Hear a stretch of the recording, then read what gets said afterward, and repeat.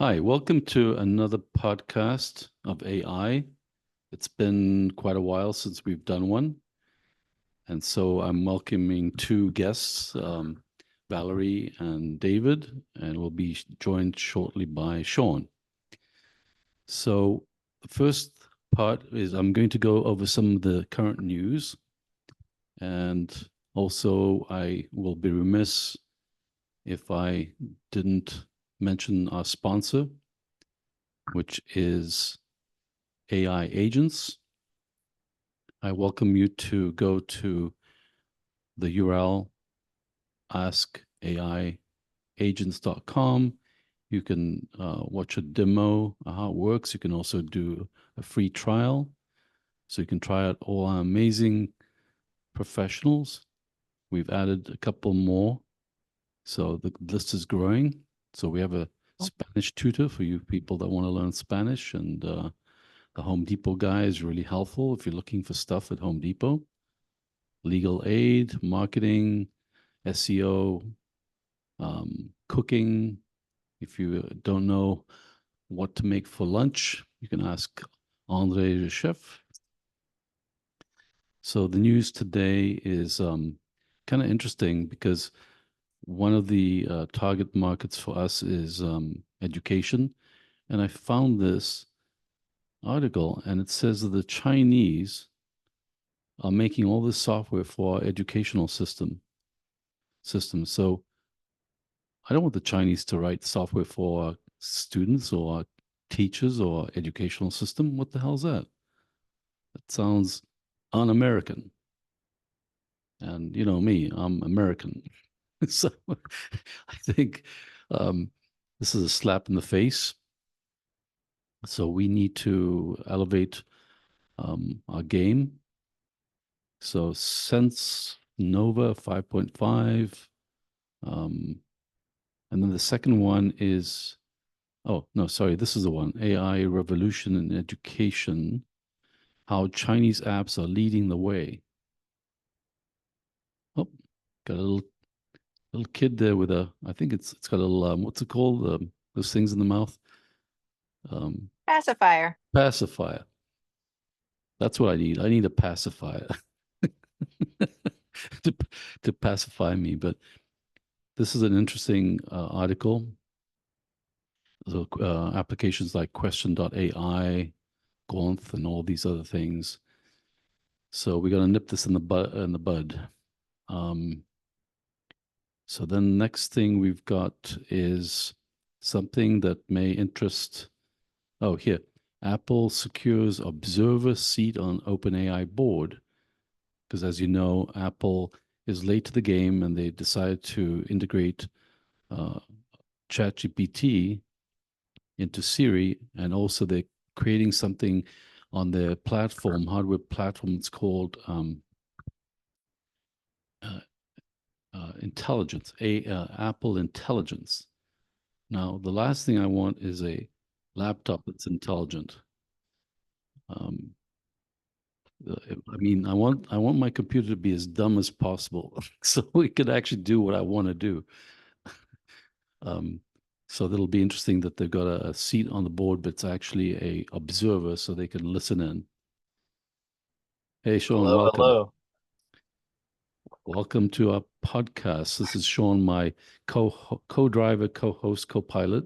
I know, and I feel terrible. I'm behind. I was at the back of the plane, hogging up the restroom, So but I'm here now.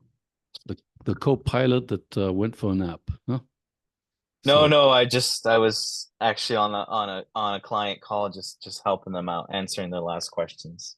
yeah. So So we don't started. don't be mad at me. I was being a good agent, helping my client answer all their questions. Never mad. So basically, uh, AI Agents is sponsoring this podcast, and we're going through some of the current news. And another thing I think for you, Valerie, is how AI is transforming digital marketing trends and insights. So we're going to get to a part where I'm going to interview both Valerie and David, or we will, and ask them and actually you as well, Sean, and I guess I'm included, how can it impact what we do for a living or what we do every day? Because I think one of the things on people's mind, which actually should be in their mind, is what's going to happen to their job. And there was a survey done where 43% of Americans thought within 4 years that AI would impact their job. And the funny thing is, in India, the statement was 73% of Indians are worried.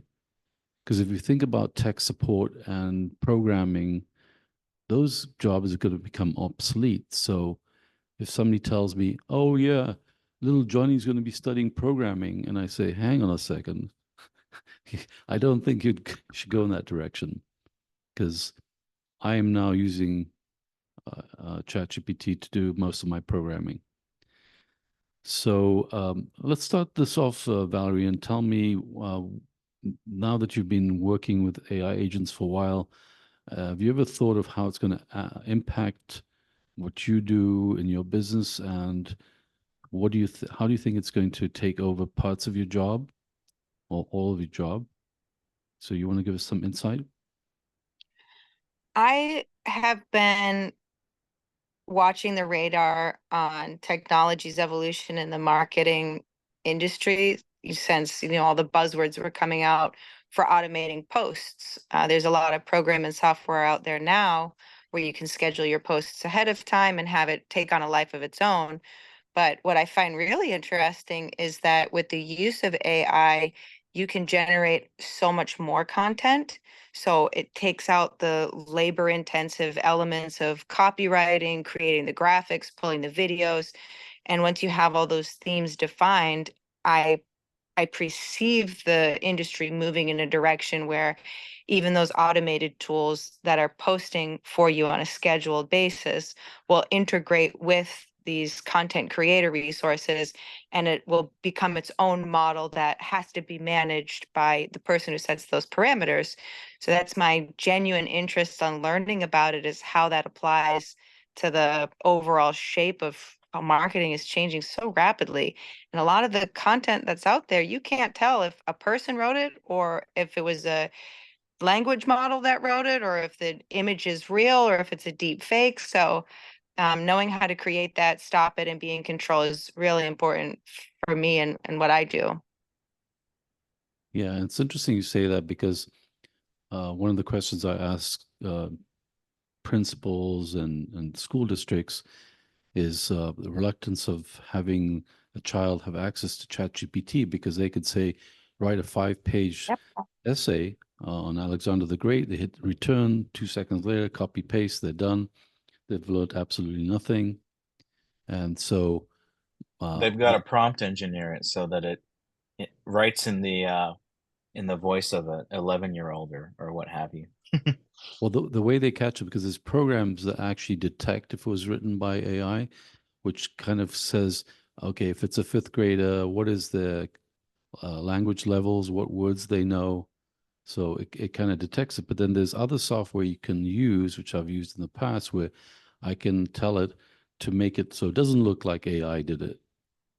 So Yes, and I think, it's the first ideation, right? So when you're creating these versions or these articles or what have you, you want to proofread your own work, even if it came from a language model, and you're going to pre-read, put your own personality, take out all the pleasantries that maybe are overdone from, what's produced originally, and give it a little spin. And even that is hard to tell if somebody wrote that, and to put the homework back on somebody before they're releasing it. It's like we're just about to edge over the technology being valuable, where we're learning because we still have to read our work versus creating some personality. So it's like a tipping point. It's kind of exciting, actually. well, Less work. yeah, let me tell you something else that's interesting because the term AI agents, which we have applied for a trademark, is actually going to be somebody, assistant, AI assistant, where you give it a task, but that task may require 10 different things, and it has to determine what 10 things it has to do and which other assistants it has to use to pull off that task. And the funny thing about this is we forget. So, for example, if you give a human a task to do, say, tell it to write an article about something, okay? Well, doesn't the human write a draft first and then it goes back Yes. and revises it and maybe goes back a second time? Well, people are forgetting the fact that we need to apply that type of in labor to the AI agent. So if we ask it to spit out a document for us, like give me an NDA or whatever, give me a marketing plan, we're expecting it to come out of the gate with an answer, but the actual process that's going to be much better is have a method where we then resubmit it or tell it, you need to go through, give me the draft, go through it, then do a revision 1 and a revision 2. Don't just give me it back immediately. And people haven't thought about that.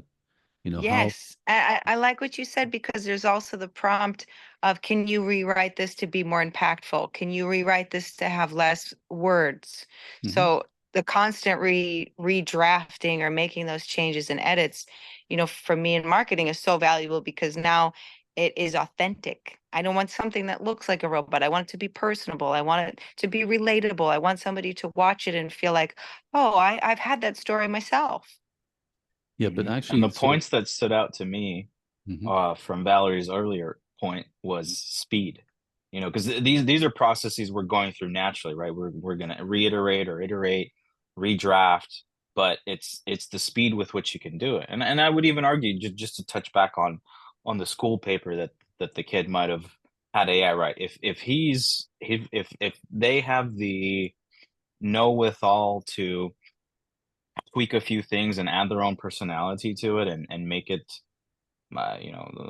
defining the word real now or like authentic might have a twist on it nowadays, but if it comes off naturally, then what different is that from them having went through it themselves? It's just Yeah, faster and more efficient.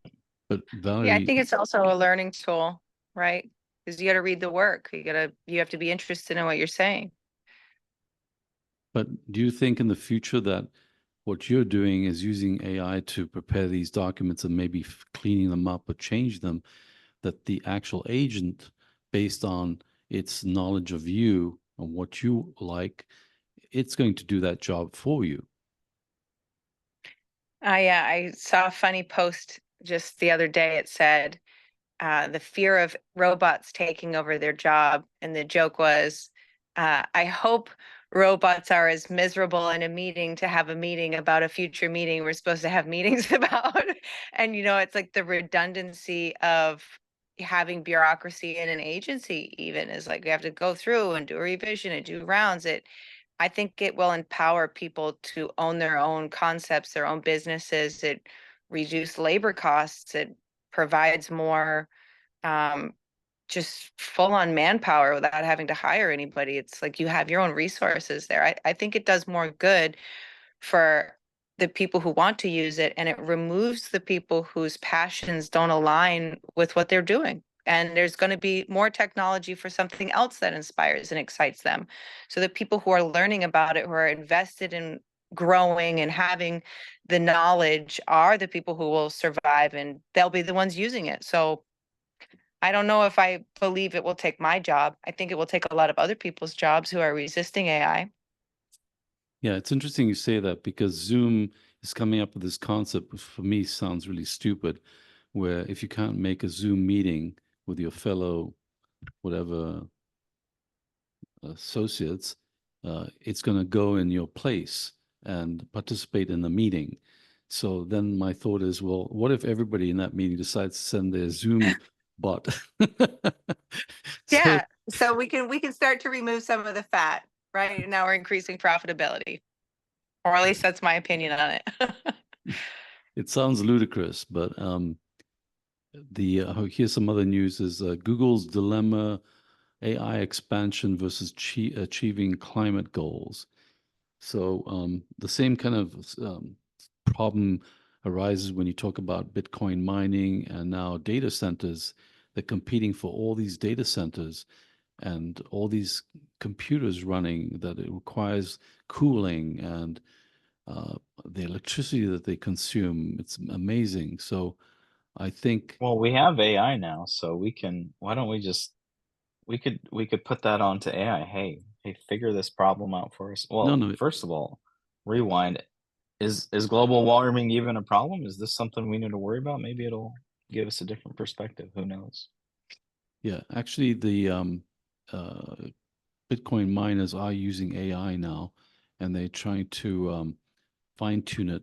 And also in Texas, what they like about it is because sometimes they have high usage of electricity needs, so they're embracing Bitcoin miners, and they have an agreement. So, hey, by the way, guys, if we ask you to shut them down for a day, will you do that? So they have an agreement now. So it kind of suits their needs because they capitalize on when they don't need it, and when they really need it, they can tell the miners to shut down.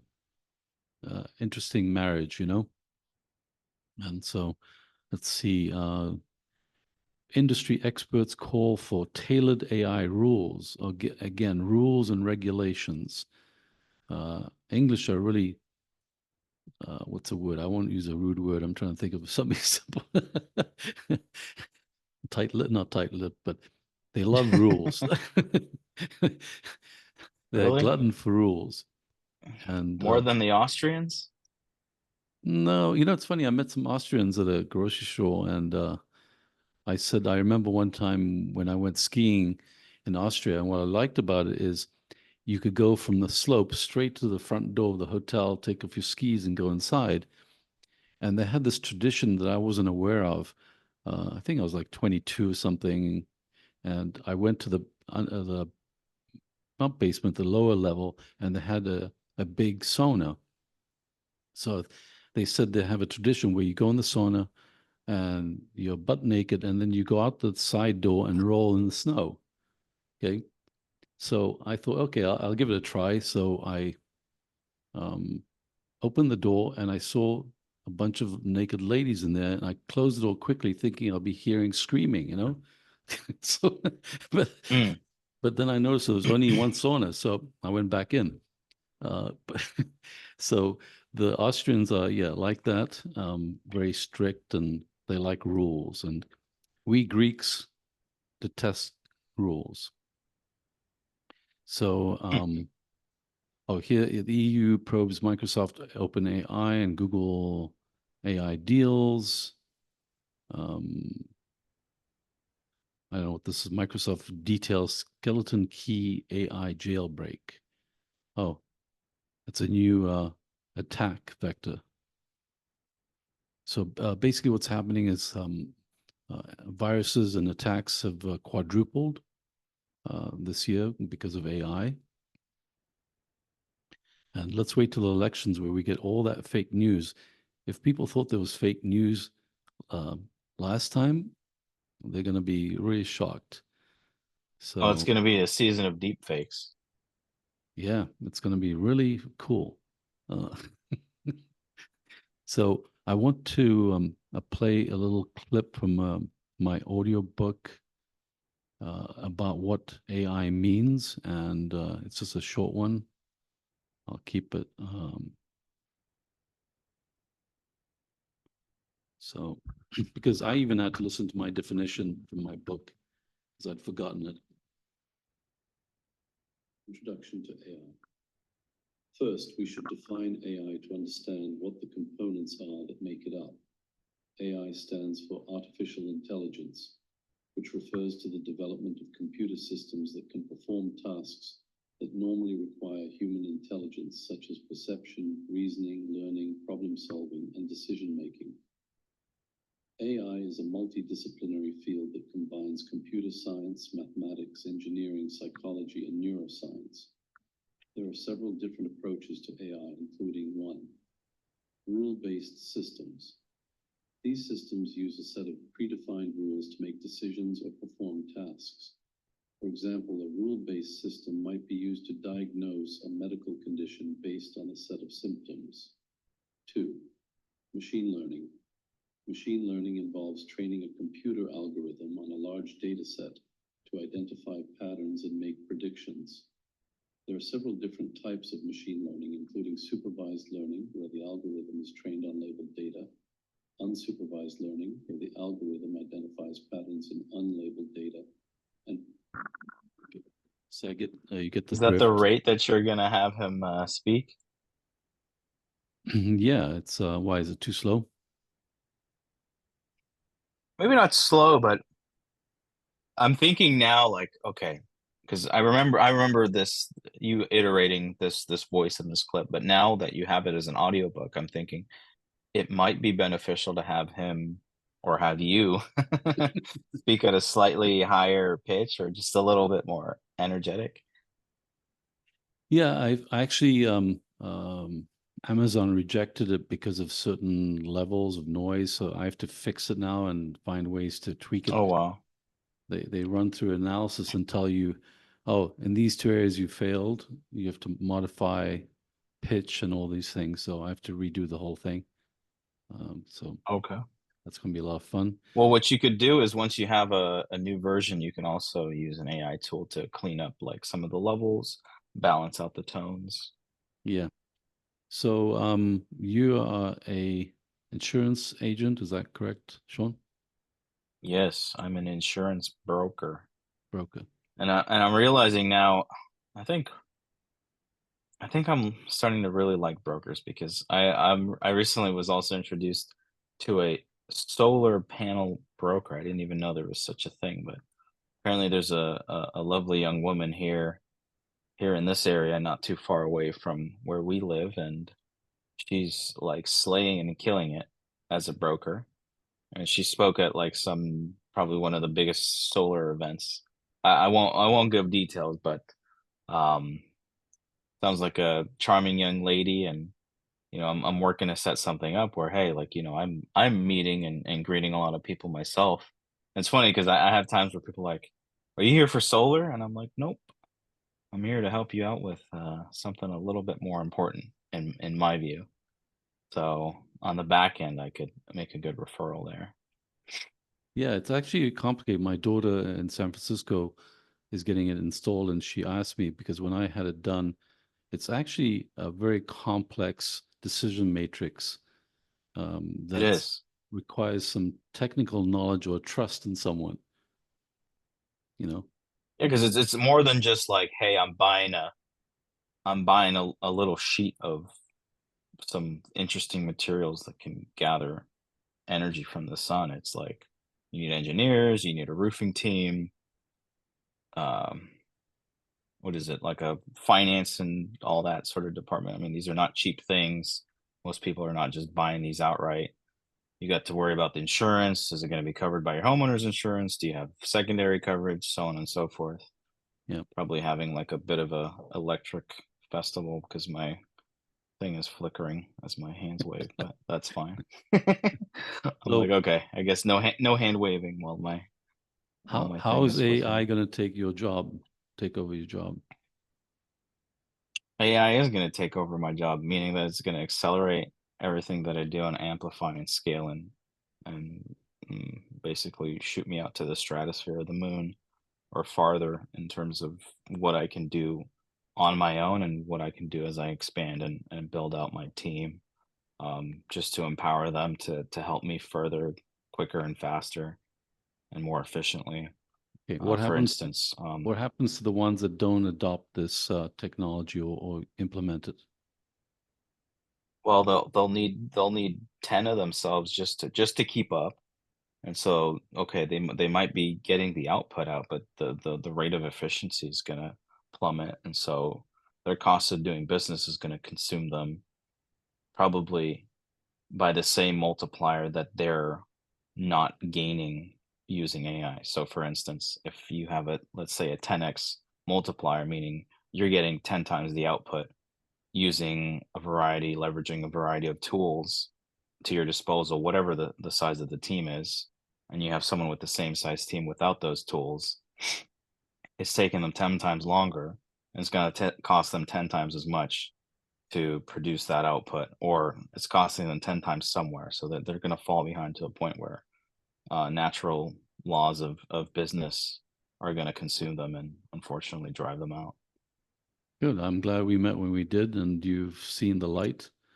Uh, see, and it's been an interesting journey. But so, David, can you describe how AI is going to take over some of your job or all of your jobs? No. No?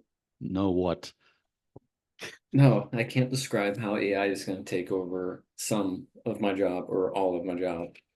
Would it help you if I gave you an example of how I'm using and looking to use AI, and even some of Nico's AI agents? Maybe you can feed off of that after. I'm looking to basically set up. So since I'm a broker, this probably would apply to anyone that is a broker or deals with some sort of process where they optimize for something, right? Like, so if you're looking to do one type of thing, but there's like A, B, C, D options to like go about doing that. So let's build a system that's going to help filter and give you decision trees and make it like live or interactive, or like, hey, like instead of having to read through 5 different manuals, can I just say, hey, Mr. Nico's AI agent, what is it? AIassistantexpert.com. Thank you, Mr. Expert. From my 5 manuals that I've implanted into your intelligence, can you tell me the best choice here for this scenario? And in 5 seconds, I just had a conversation with my user manual, and I didn't have to like fish and read for 2 or 3 hours, Mm. So come on, stretch that brain, David. I mean, it's pretty stretched thin the way it is. Sorry. So just to expand a bit, I'll just keep filling something in, just because I know something's gonna fire off and spark in David's mind, because he's gonna bring out that shine that we know he's got with his smile there on his profile picture. So as an example, I help people in a few different ways.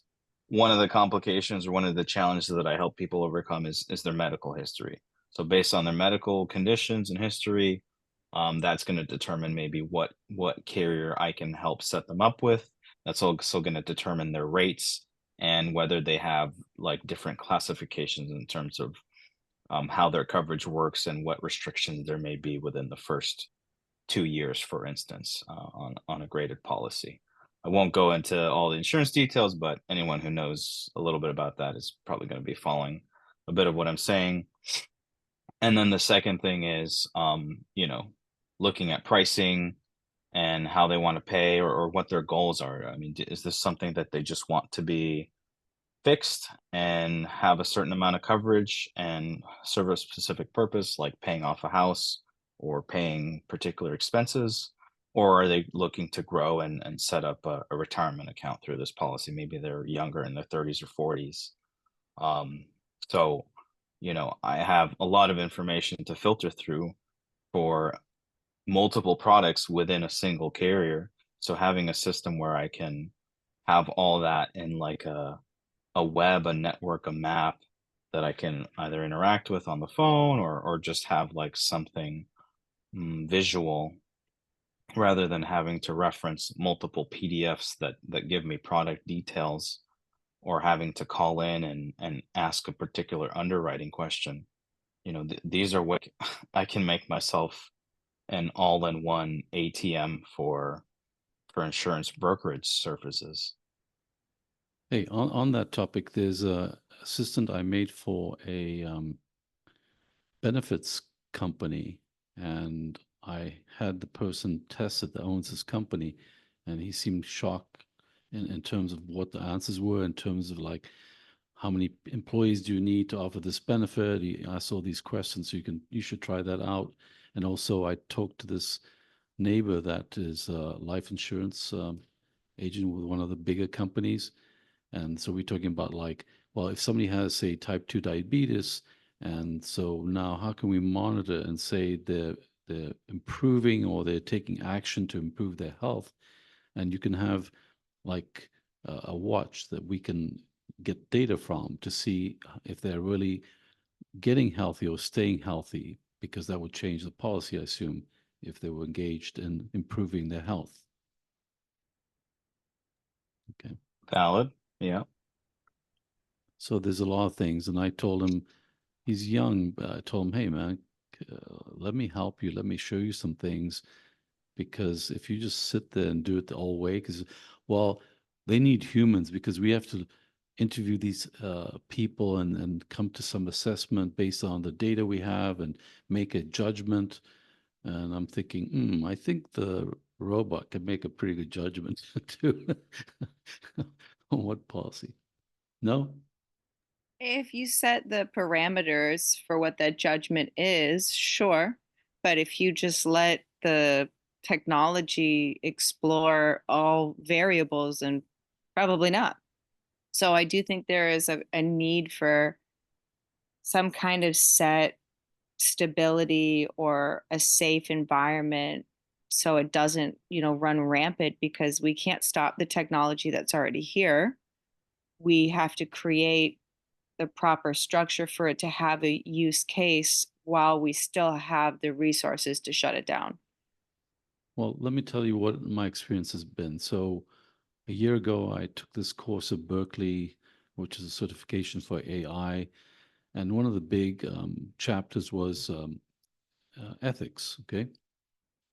And so they made it sound really important. And I remember that at OpenAI, they had or Google, one of the companies, they had a large department to handle ethics for AI. And I think 4 months ago, I read that they disbanded that department. Okay. So, and Can you say more on that? yeah, you can research it, but and something else I would don't be, understand why. well, I'll tell you why. It's something called dinero. Comprende? Yes. So But what it's happened? so vital, and so many industries are incorporating it in their businesses. It's like we had to know how to use it is really important. Well, let me tell you why I think it won't happen yet is because when Elon Musk said, I think it was a year ago, he says, hey guys, let's stop and figure out how we're going to control this. Okay. What regulations and what are we all going to do? And so everybody in the room looked at each other and said, okay, you go first. When I'm stopping, I'm going full ahead. So everybody said, screw it, we're all going full ahead. So I think that's the environment we have. And until we start seeing things break, we're just going to go full steam.